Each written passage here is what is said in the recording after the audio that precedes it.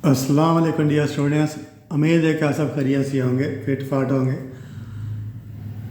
तो आज की वीडियो में हम डिस्कस करेंगे 10th क्लास इंग्लिश की pairing scheme for the year 2024। Next year आपके जो एनुअल एग्ज़ाम होंगे बोर्ड के, उनकी जो पेयरिंग स्कीम है फॉर ऑल एजुकेशन बोर्ड्स इन पंजाब।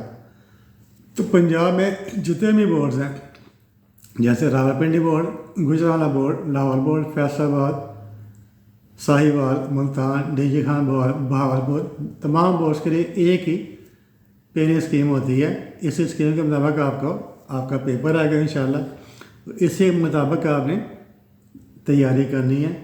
जब आप इसके मुताबिक तैयारी करेंगे तो इसका फ़ायदा क्या होगा, आपका जो फोकस है उन्हीं चीज़ों के ऊपर होगा जिसकी आपने तैयारी करनी है। तो आपका टाइम की बचत होगी, दूसरे आपको मेहनत कम करनी पड़ेगी, और तीसरे आपके फुल मार्क्स आएंगे इंशाल्लाह। तो इंग्लिश के पेपर के आपके 75 मार्क्स होते हैं। इसके जो टाइम अलॉट है वो 2 आवर 30 मिनट्स होता है।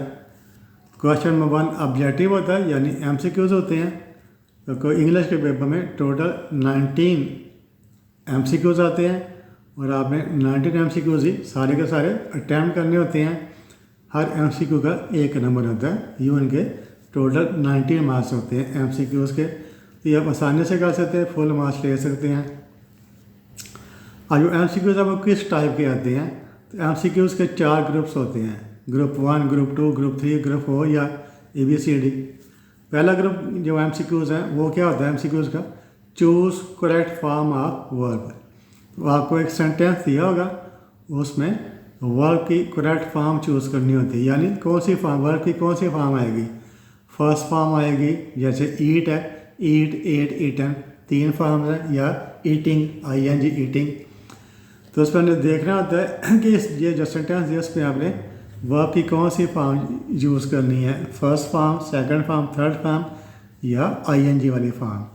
तो ये 5 इस तरह के आपको 5 सेंटेंसेस आएंगे, 5 MCQs आएंगे। उनको आपने अटेंड करने, उनके हर MCQ का 1 नंबर है, 5 मार्क्स होंगे। तो इसमें जो इंग्लिश ग्रामर है पेज 163 168, इसको आपने ज़्यादा तवज्जो से देखना है, इनमें से आने के चांसेस ज़्यादा होते हैं। फिर नेक्स्ट ग्रुप क्या होता है MCQs का, चूज़ करेक्ट स्पेलिंग्स। तो टेक्स्ट बुक में से आपको कोई वर्ड दिया होगा, उस वर्ड के आपने करेक्ट स्पेलिंग चूज़ करनी है कि इस वर्ड के कौन से स्पेलिंग्स करेक्ट हैं। तो टेक्स्ट बुक में से वर्ड आएगा, इसमें जो टेक्स्ट बुक में जो वोकैबुलरी है, जो डिफ़िकल्ट वर्ड्स हैं, उनके आपने स्पेलिंग अच्छे तरीके से याद करने हैं। ये वाले जो MCQ 4 होंगे, इस तरह के MCQ 4 होंगे, और इनके 4 मार्क्स होंगे। फिर थर्ड ग्रुप ऑफ MCQs क्या होता है, करेक्ट मीनिंग या सिनोनिम या एंटोनिम। ये भी टेक्स्ट बुक में से आएंगे। जो आपके एक्सरसाइज हैं उनमें दिया होता है कि कोई वर्ड दिया, जो वर्ड है उसका करेक्ट मीनिंग क्या है, या उस वर्ड का सिनोनिम क्या है, या उसका एंटोनिम क्या है। तो ये भी 5 होंगे, 5 मार्क्स के आएंगे इस तरह के आपको MCQs। फिर जो फोर्थ ग्रुप ऑफ MCQs है वो किस तरह का होता है, choose correct option according to grammar. तो ग्रामर के लिहाज से आपने करेक्ट ऑप्शन को चूज़ करना होता है। ये भी 5 MCQs होंगे, इनके भी 5 मार्क्स है। यूँ आपके ऑब्जेक्टिव पेपर के 90 मार्क्स कंप्लीट हो जाएंगे।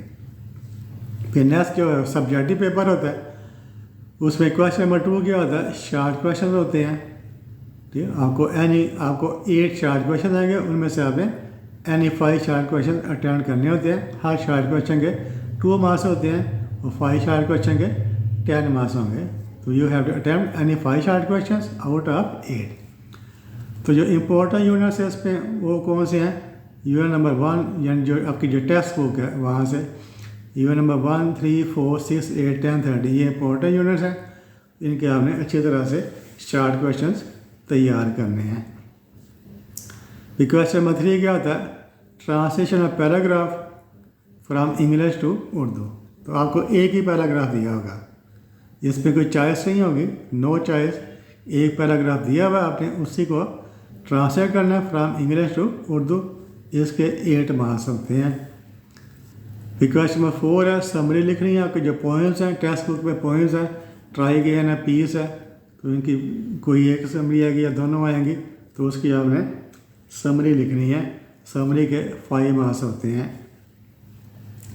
क्वेश्चन नंबर 5 है ऐसे राइटिंग। तो आपको ऐसे जो आपके सिलेक्टेड ऐसेज हैं वो याद करने हैं। ऐसे राइटिंग होती है या फिर पैराग्राफ राइटिंग होती है। तो आप चाहे ऐसेज हैं वो याद कर लें, चाहे आप पैराग्राफ याद कर लें।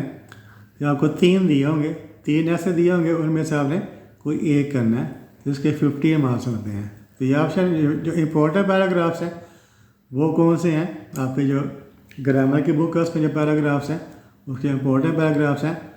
पैराग्राफ नंबर 2, 6, 7, 8, 9, 10, 13, 16, 19, 23, 24, 25, 28, 29, 31, 32 ये इम्पोर्टेंट पैराग्राफ्स हैं। तो चाहे आप जो ऐसेज हैं वो कम है, पैराग्राफ ज़्यादा हैं, तो आप ऐसे कर लें तो वो उन्हीं में से 3 आएंगे, एक आपने अटैम्प्ट करना है। फिर क्वेश्चन नंबर 6 होता है डायरेक्ट एंड इनडायरेक्ट। तो आपने डायरेक्ट एंड इनडायरेक्ट इनकी भी अच्छी तरीके से प्रैक्टिस करनी है, सीखना है, उनका कंसेप्ट सीखना है। तो ये भी 5 आएंगे, 5 मार्क्स के होते हैं डायरेक्ट एंड इनडायरेक्ट।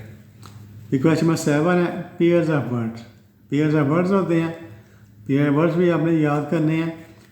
तो उन पेयर ऑफ वर्ड्स को अच्छे तरीके से तैयार करना है, इसके भी 5 मार्क्स होते हैं।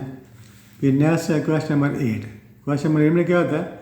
Translation from Urdu into English. तो आपको उर्दू का एक पैराग्राफ दिया होगा, आपने उसको इंग्लिश में ट्रांसलेट करना। तो ये पैराग्राफ भी आपकी जो इंग्लिश ग्रामर की बुक है उसमें पैराग्राफ मौजूद है, उन्हीं में से पैराग्राफ आएगा। इसके 8 मार्क्स होते हैं। तो यूँ आपका जो 10th क्लास इंग्लिश है इसकी और स्कीम है, आपने इसी स्कीम को सामने रखकर अपनी तैयारी करनी है। तो इंशाल्लाह आपके फुल मार्क्स आएंगे। तो अगर आपको वीडियो पसंद आई तो आपसे रिक्वेस्ट है मेरे चैनल को सब्सक्राइब कर दें, वीडियो को लाइक कर दें और अपने दोस्तों के साथ इस वीडियो को शेयर करें। तो thank you for watching this video. अल्लाह हाफिज़।